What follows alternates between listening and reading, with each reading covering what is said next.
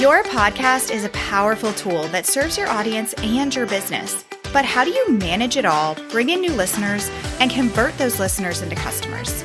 That's what this show is all about. Welcome to Podcasting for Educators. I'm Sarah Whitaker, classroom teacher turned podcast manager, and I'm here to help you get the most out of your show, all while making an impact on other educators.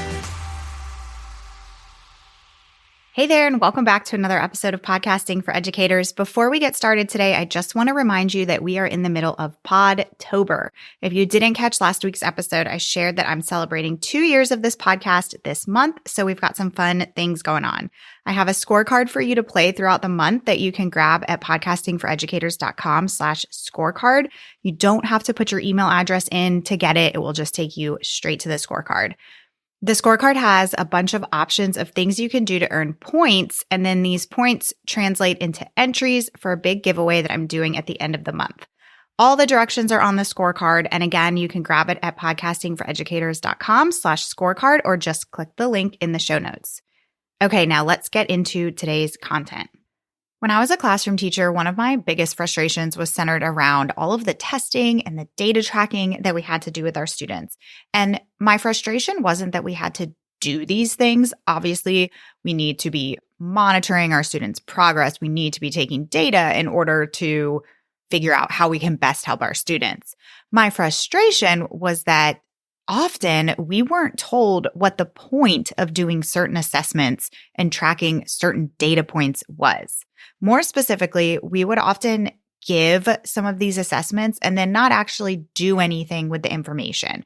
A great example of this were running records. And to be clear, I've been out of the classroom for a few years now. I don't even know if you're using running records anymore. I know that so much has changed and improved with reading instruction, but this is what I was told to do during my first year of teaching.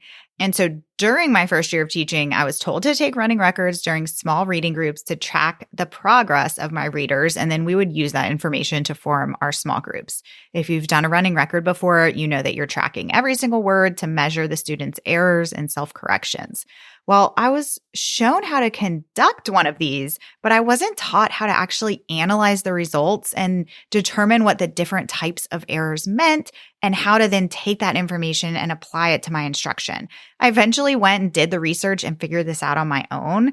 Add that to the list of a million things you aren't prepared for as a teacher, but that's a whole nother conversation. But for a while, it was check, check, check. I did my running record. I added it to my data binder, made some mental notes, done, because that's what I saw other people doing. And I thought that that's what I was supposed to do too. We do this so much in our lives. Maybe you work out for 30 minutes at home, but you really phone it in every day and you take 10 breaks during your workout to check your phone or pet your dog. But the clock's still running and you do your workout and you check it off your list and you say that it's done for the day. But we all know that if we do that, then we're probably not going to get the results that we want. And this is what happens with our podcast data. We're told to track our data. So we do. Hopefully you do. And this is important. This is step one. We go into our spreadsheet at the end of every month or whenever you do it, and you check off your boxes and you input your numbers and then you're done. But that's where a lot of us stop. We don't take that second step of actually analyzing the data and really making sense of it in order to make informed decisions and understand how our show is doing. And to be clear, this is not your fault. Podcast data it can be very confusing. You sometimes have to look in multiple places to get the right numbers. And it's not very clear as to what you should even be looking for and then what you should even be doing with this information. So I'm hoping that what I'm about to share will help kind of clarify some of this and help you come up with a plan to be able to actually make sense of your data. So I have a 4-step process that I want you to keep in mind whenever it is time for you to look and analyze your podcast data.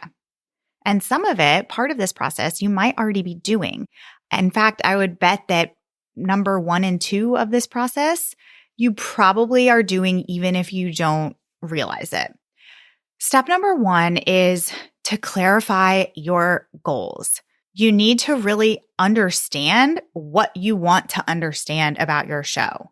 So take a minute and think, what do you want your podcast data to tell you? And I'll give you some examples of what these goals might be. Maybe you want to understand whether or not your podcast is converting into opt-ins or into paid resources or services. Maybe you want to be able to look at your podcast data and understand whether or not your listenership is growing. Are your downloads increasing over time? Maybe you want your podcast data to inform you of whether or not you are retaining your listeners. Are people sticking around long term, or are they just kind of popping in and out, or are they a one and done type of listener? You might want to understand where your listener engagement level is at. Are people engaging with your content? Are people listening to most of your episodes?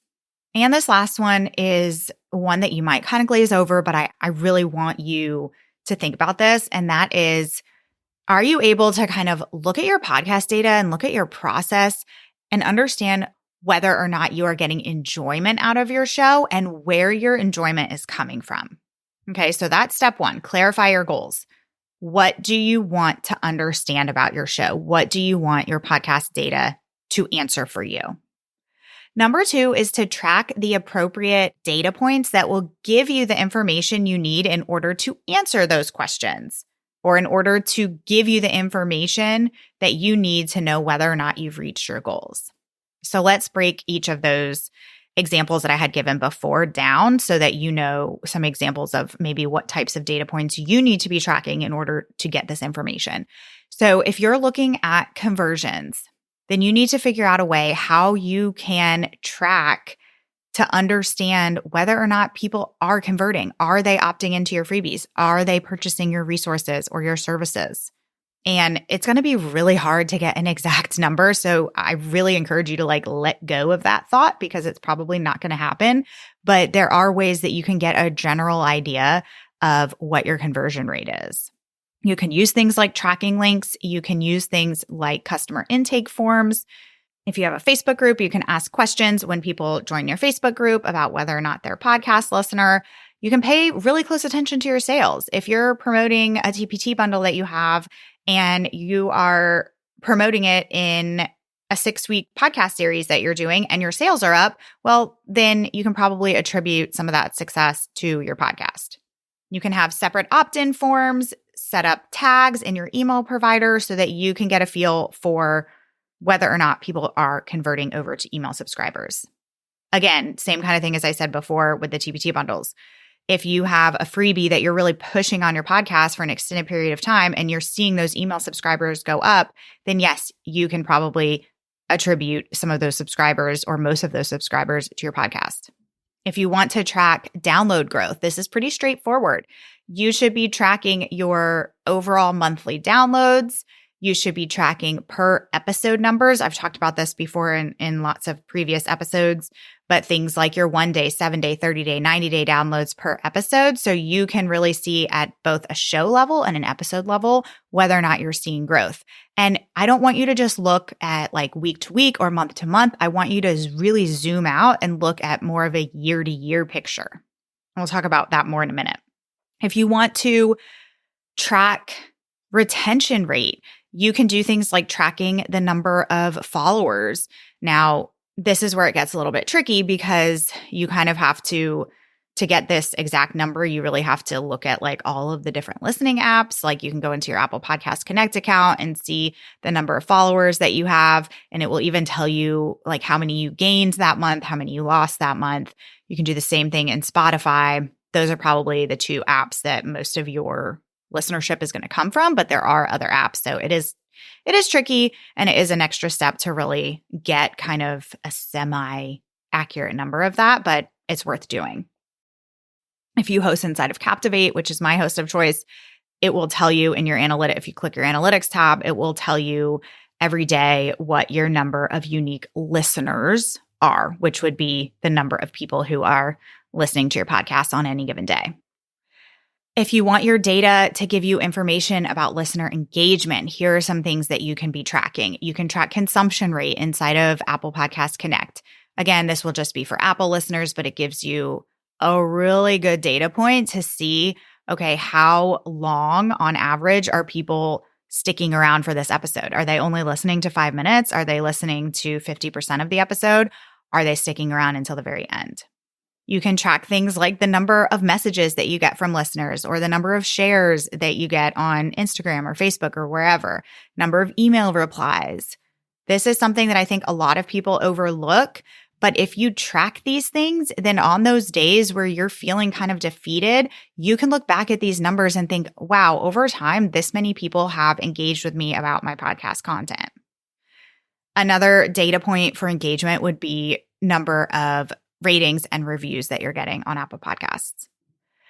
And then let's talk about your enjoyment level. This is something that you could actually keep track of. You could add a data point of how you're feeling about your podcast, how you're feeling about sitting down and recording an episode, how you're feeling about promoting an episode. Are you really excited about it? Are you feeling kind of just blah about it? And then you can track trends over time based on the topic of episodes, the time of year, the time of month, things like that. Okay, so step 1 was to clarify your goals. Step 2 was to attract the appropriate data points that will give you the information you need in order to determine whether or not you're meeting your goals. Number 3 is to reflect on your results. And this is a step that a lot of people are not doing. And this is not always black and white. Some reflection really requires you to get super curious about your data and start asking questions. Again, I really want you to zoom out and look at the big picture and not just look at week to week or month to month. So maybe you're looking at your data and you're thinking, why did my downloads spike 6 months ago? Why did I have such a great month? Oh, let's look at the content that I put out that month. Oh, I did that series that did really well that people were really engaging with. That's why my downloads were so high that month. Or maybe my downloads didn't increase last month, but if I compare it to this time last year, my downloads have doubled since last year. Maybe you look at your reviews and realize, wow, I haven't gotten any new reviews in the past 3 months. What have I done to try and get new reviews? Maybe you haven't made it an intentional call to action, not only on your podcast, but also through your email and on Instagram. If you're looking at your data and you really want to understand what topics people have been really excited about over time so that you can, if you're trying to see trends to show you which topics do the best on your podcast, what I teach inside of Podcasts Like You Mean It, my audio course, is to categorize every episode under a content pillar, and then you can track those over time. And inside of Podcasts Like You Mean It, it turns your spreadsheet into visual graphs that you can see. And one of those graphs shows you, it breaks down the different content pillars to show you the percentage of episodes that you've done within each of those content pillars. So if you see that your audience gets really excited about certain topics that fall within a certain content pillar, but then you look at your data and you see, oh, I've only 15% of my episodes fall into this content pillar, then that's going to tell you, oh, I need to do more episodes on this topic. Maybe you're looking at your data and you're doing some reflection and thinking, gosh, nobody is buying my course. Okay, so let's get curious about that. How many times have you shared about it? Are you aligning your episode content to funnel people into this course and into the problem that you're solving for them in this course? Maybe you're reflecting on your data and you notice that your consumption rate on certain episodes are really, really low. And you notice that they tend to be on episodes that are like 45 minutes plus. Or you notice that your consumption rate on an episode on a certain topic really tanked. Or maybe you tried out a new format and the consumption rate was really low or really high. Okay, so doing this reflection allows you to start asking some of these questions and get curious about what your data is telling you. Okay, so we've clarified our goals, we're tracking the appropriate data points, we're reflecting on our results. And step number 4 is to then apply this information to your planning. Okay, so if you were reflecting on your data and you see that that series that you did on whatever topic did really well, let's do another series, either on the same topic or on another popular topic. Maybe you're looking at your download data and your downloads have been kind of stagnant for the past 3 to 5 months. Well, maybe it's time to plan a listener survey. Maybe you need to put a little bit more effort into marketing your show because you realize you're not bringing in new listeners. That follower count isn't increasing. Or maybe you're bringing in new followers, but you're also losing followers consistently. Okay, that would be information that's telling you that you need to really reflect on the type of content that you're putting out or the way that you're structuring your content. Back to that idea of if you're realizing that people are not converting to, let's say, your online course, what can you do to try and improve that? You can create ads. You're going to create offer line content for 4 to 6 weeks so that you can have some solid data to look at to see if that strategy is working. If your consumption rate is low on those longer episodes, shorten your episodes, take out fluff. This step of applying your data to your planning can also be as simple as maybe you're planning out Q1 content for 2024 and you're not sure what to focus on. Well, go and look at your downloads at a per episode level and look at your listener survey data if you've done a listener survey before. What are people asking for? What are people telling you that they want to hear more of? Okay, so those 4 steps again were to clarify your goals, track the appropriate data points, reflect on your results, get curious about your data, and apply it to your planning. After listening today, I want you to think about what this process would look like for you. I can give you these 4 steps and hopefully they'll be helpful for you, but you have to then tweak it and make it fit into your planning process. When will you track your data? When will you analyze it? And when will you apply it to your planning? And that's all going to depend on how you do your content planning. Do you do it once a month? Do you do it on a week-to-week basis? Do you do it per quarter? All 4 of these steps can be used no matter how you're doing your planning. A lot of this is trial and error, but like I said before, get curious.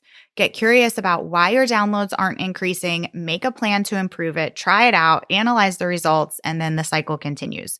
This really is all a cycle. It's all an experiment. There's no perfect way to increase your podcast ROI because your show and your audience is unique to you, and you have to be willing to get curious and to try things out.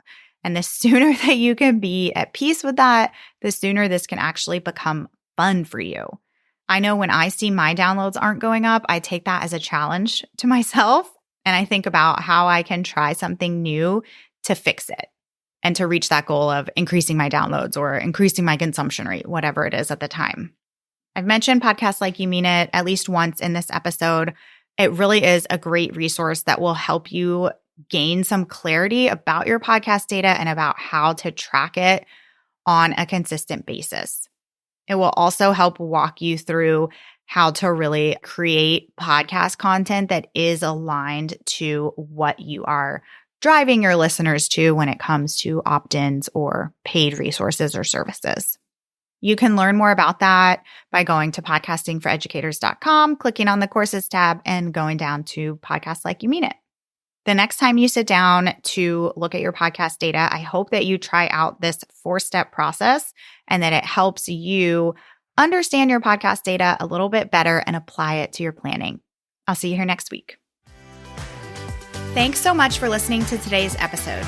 To keep this conversation going, connect with me on Instagram at Podcasting for Educators. I'm always looking for an excuse to talk about podcasting. If you're looking for support in launching, managing, or growing your podcast, check out my online course, the Podcasting for Educators Prep School, at podcastingforeducators.com/prep school. I'll see you here next time.